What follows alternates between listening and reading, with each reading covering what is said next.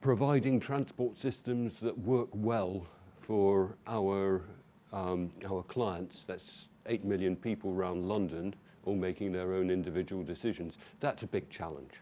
We can influence their behavior. We're trying to get their interests, well, trying to get our interests to align well with their behavior. And is that a minor challenge? No. I think it's a major one. So my topic today, dynamic equilibrium network design. Start at the right-hand end, designing a network so that after we've taken into account the way travelers use the network, it'll work well.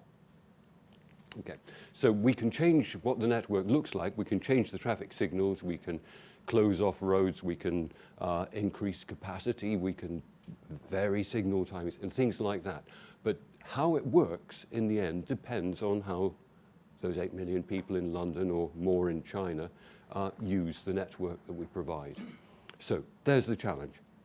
And I've got a few things to say about it. It's a topic I've been working on not nearly, well, all right. No, well, okay. I would say, actually, Alan, our work together goes back to Leeds. But, and entropy, very interesting concept, but not here. So innovation comes from the bottom upwards, but the application that I'm going to present today actually is at a very high level. It's fundamental. It influences the whole structure of the optimization we're trying to work with. So we're looking to design something with an active process embedded in it. That active process is our representation of what travelers do and indeed how they respond. And the model of that response that I'm presenting is all sorts of elasticity and demand, whether or not people travel, when they set out, which modes they'll use, which routes they'll use, and all of that affects congestion on the network, which we as a community are trying to reduce. So there are many dimensions of response. I'm going to present a simple example. So examples are contentious, like how simple should they be? Opinions differ.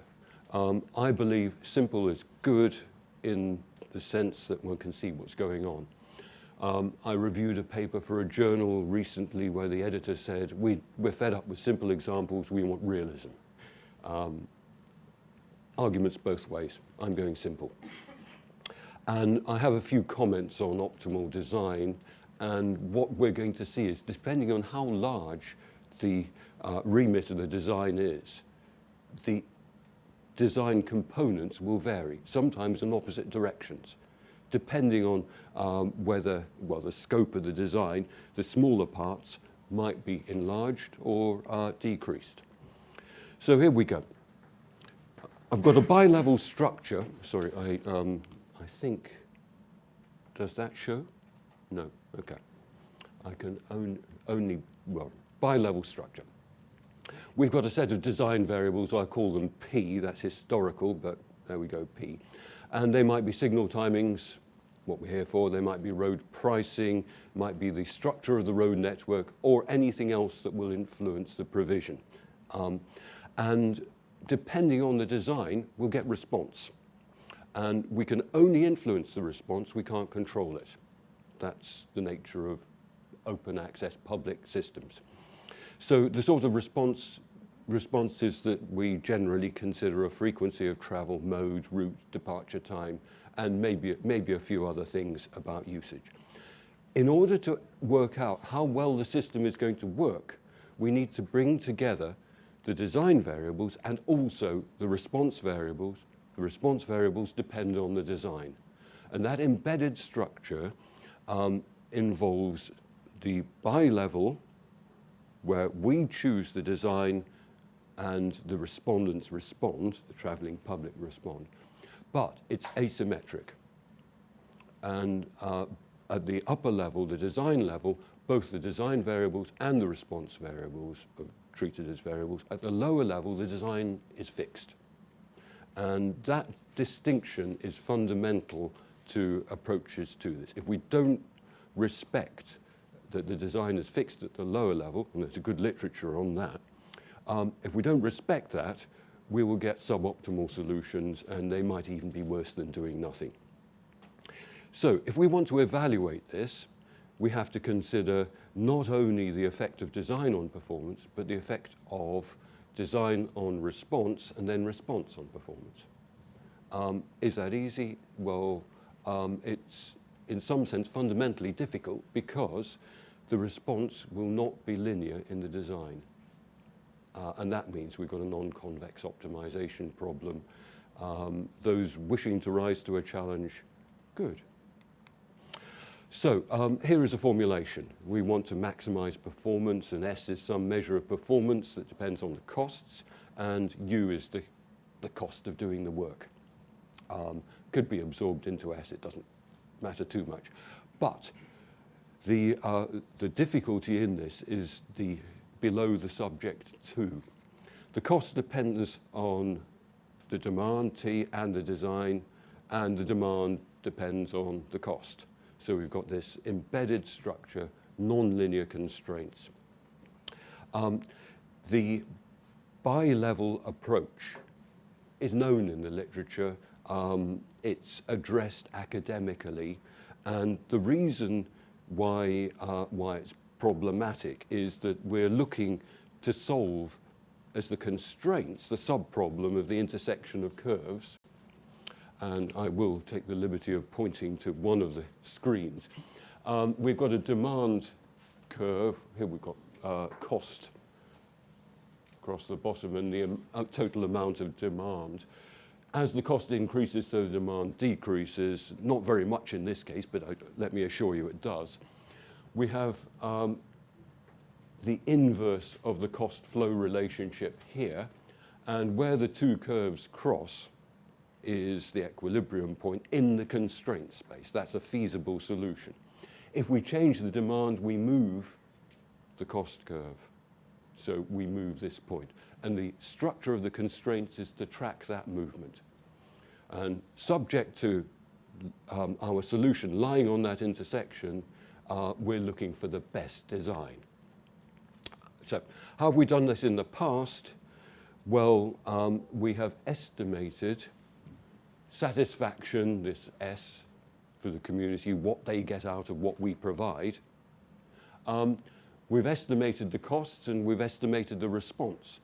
And there are analytic approaches to this, but they depend very heavily on models. And okay, models are simplifications, that's why we like them, so we can manipulate them and use them for our needs. We can get expressions for the sensitivities that we require. And the first order optimality conditions for this are that we can't change the design that would improve in any way that would improve the gradient of the performance, improve the performance. So when we look at the gradients, we get this relationship. And I'm not going to focus on it beyond saying this depends on sensitivities. And we could do sensitivity analysis, and if we do that, we'll be taking various derivatives of the responses in all sorts of spaces that depend represented by models. That is fine, but we're putting a lot of weight on the models and bringing it in all the inaccuracies, and not just in the model estimates, but also their sensitivities. The traditional approach has followed this, but there is an opportunity when we've got more data to estimate the responses online in a completely different way.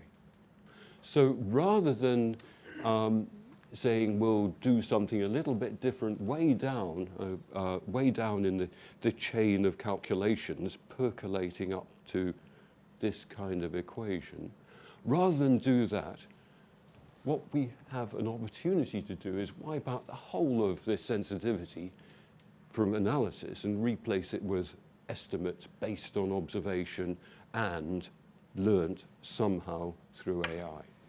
So, radically different approach with apologies somewhere near the top of the process. Now, I will refrain from working through the analysis of the derivatives. That's not what we're here for today. It's been done, and it's very interesting, and it leads to answers. What I will do is show you the solutions just to give you a feel for how complicated this is and why it's not straightforward just to take a few approximations and believe that the answer is simple. Actually, it's been known for a long time that with user response, designing a network can be counterintuitive, can be problematic. Providing for current traffic flows can lead to increased congestion and decreased performance.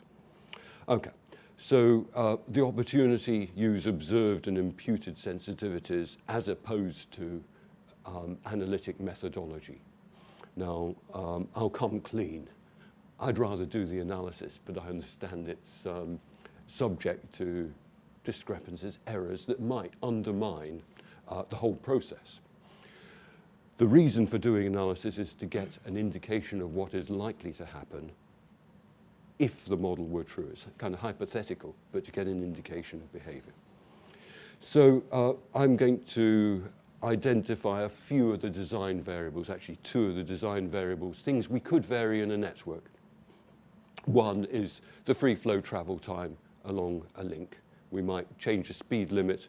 We might be able to shorten or straighten the link, or we might put in bottlenecks, deliberate bottlenecks to slow down traffic. So change the free flow travel time, and that'll affect route travel time. We might also vary capacity, and in context of signal control, that means vary the green times. There are all sorts of other constraints on the green times, like if we take green from one approach to a junction, we can give it to another, but the sum of the green times has limits. Okay, so we're going to consider varying free flow travel time and capacity in some way. And the network, I said simple. Here we go, simple. It's got two origins and two destinations. That's the outer corners. And there's a shared link across the middle. It's just about complicated enough to get some interaction between the different components. So we're going to consider varying these three links. And if we vary something to do with the top link, that'll affect the flow between the top origin destination pairs. It'll vary the assignment between the upper link and the middle link, and hence influence the route choice of the lower origin destination pair. And that's typical of networks. You make a change somewhere, the knock-on effects can spread laterally across the network, even to users who aren't affected directly by the change that's been made. It's great, it's really interesting, and it's really complicated. So the initial design looks like this. We have specified free flow travel time and capacity, and there's something to do with the total demand, which I'm treating as elastic. We've got, it's dynamic, so we've got a first time of departure, which specifies the cost of travel, then the travel is shared across the routes. And I've solved all that, and that's the analytical branch that I'm not presenting. But what I'm going to consider changing is the 5 variables highlighted in green. And we're going to build up, starting off with link 1 alone, and then add link 2 and then link 3, and see how those different changes to design affect the solution. So the design parameters, free flow, that's phi on link 1, and capacity Q on link 1, just the free flow on link 3, and the free flow and capacity on link 5. So link 7, excuse me. Now, the variations that I'm going to consider are that we can reduce the free flow travel time, we can increase capacity, so they're signed changes. Why can't we reduce capacity? Well, it would cost to reduce capacity. It would cost to increase capacity. So I'm not going to consider selling back capacity. I'm going to consider buying capacity. And similarly with free flow travel time, and it's asymmetric with some kind of limit at 0. So the first solution, this is the equilibrium solution with a base network, and the objective, our total objective, is about 200. That'll vary a little bit. They're artificial units. But the point about this is each of the 4 routes does carry some traffic. And if we vary the design, then we'll shift traffic around the network. The units of traffic, volume, total trips during a peak period. And there's a travel cost in equilibrium for each of the origin-destination pairs, and a measure of performance. The cost is 0 because we haven't changed the network. So when we look at the gradient analytically, we find that we can reduce the cost by increasing the first design variable. So negative gradient there. And at the bottom, you can see the signatures, the gradient, and what's possible, the changes I want to allow. We're looking to maximize performance. So we want combinations of gradients and permissible changes that are positive. The signs should align. This tells us that the first pair, the signs align, so if we make a permissible change, we'll improve performance. Second pair, signs don't align, making a permissible change will decrease performance. So 1 and 3 and 4 are changes where we could improve performance. So we're going to consider the first pair of variables. Where are we? Just the free flow travel time on link 1. And the answer there is to change it to 271, and we make a tiny, in this case, a tiny improvement in performance, but we do it.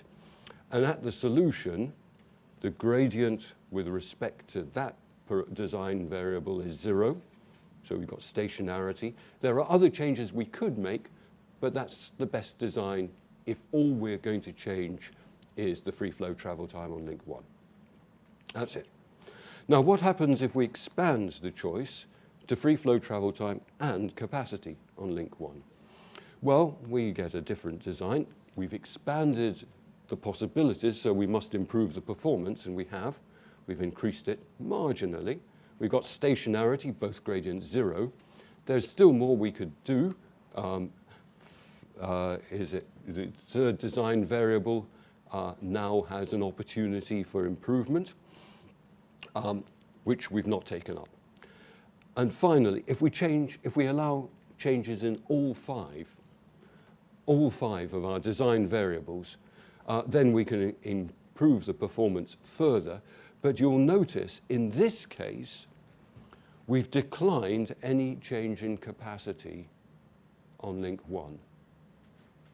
So what looked like a good idea in a more limited design compass has turned out not to be desirable if we increase the design compass. Only a small example, but shows an important possibility when we consider travelers' response. So, can we guess the answer? Not necessarily. Okay, I've been given my 5-minute warning, so let's go to the conclusions. Dynamic equilibrium, that's our response model. Network design, that's what we're trying to do.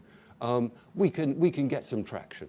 It's a hard problem because it's got non-linear constraints, which means there could be many local optima. We might find what looks like an optimal solution and find out there's a better local optimum. The point about this is that when we design, we should anticipate travelers' response. If we don't do that, we could get the design wrong. We might spend money, put in effort, making what we think are going to be improvements, and turn out that things get worse as a result of our efforts. And that's clearly not what we want to do. There's an asymmetry, fundamental asymmetry between the designer and the travelers.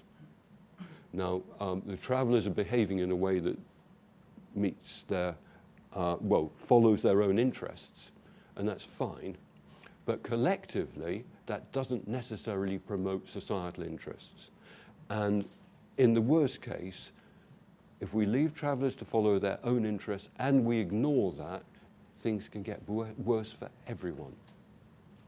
So the message here is that designers should lead, anticipating that travelers will respond.